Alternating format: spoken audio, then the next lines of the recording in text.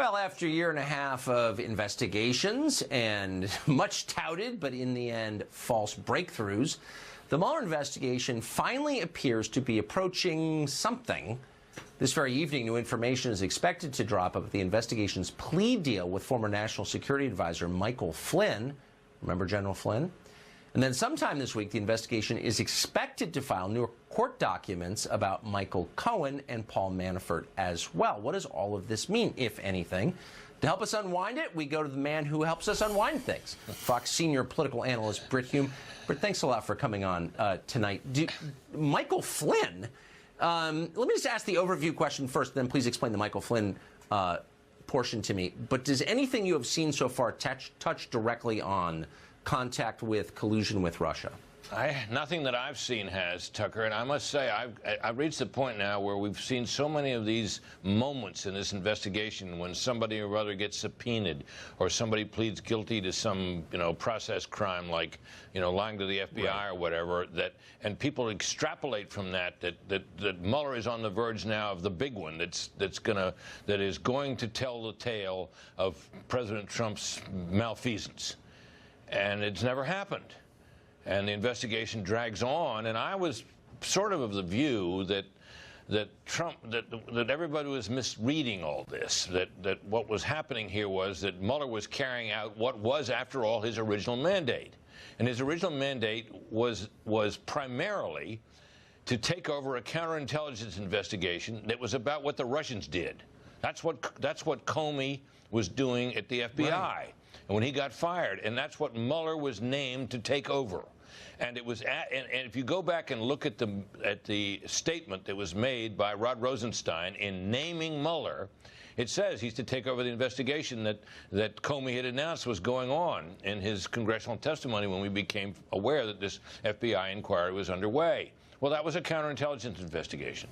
And he adds that he was authorized as well to look into the question of whether there was collaboration between the Trump campaign and Moscow. Well, fine. So we knew that was going on, and it has never been the case, as far as I could tell, looking at the documents, that the principal focus was this collusion question. So Mueller has proceeded along the way. He ends up indicting a whole bunch of Russians who will probably never see trial, but it was a sign that what the Russians were doing was a big part of what he was up to, which all made sense to me.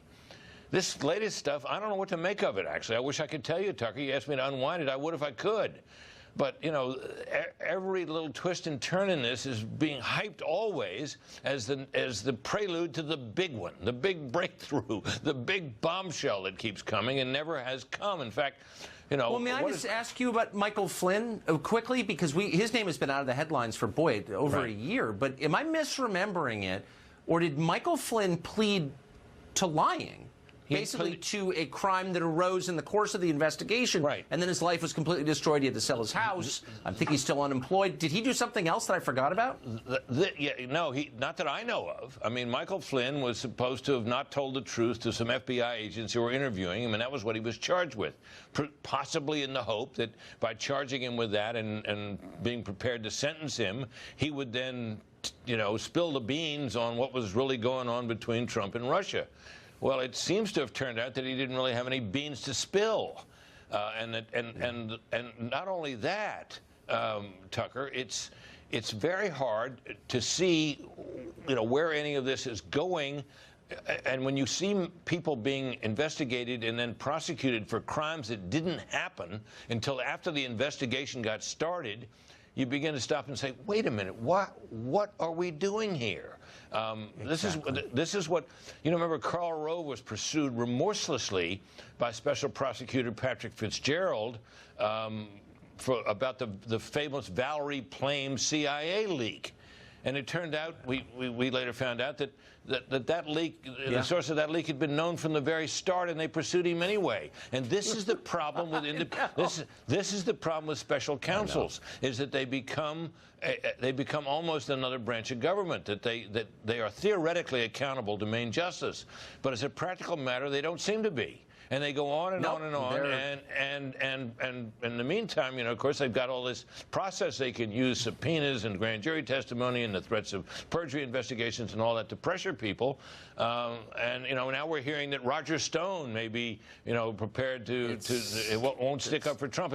Won't testify against Trump. And so now we're getting into well, it's into the weeds here, and my view is we need to get this. Right. This report needs to be finished. We want to know what they've got, and we above all want to find out what the Russians actually did. I'd love to know. It would tell us about whether it made any difference in the election or not. I hope. I think we know, but we'll be waiting, and apparently there'll be a sentencing report tonight pertaining to Michael Flynn. Catherine Harris is standing by for it. If we get it in the course of this hour, of course, we'll bring it to you. Britt Hume, thank you very much. Okay, Tucker, you bet. Obviously, no one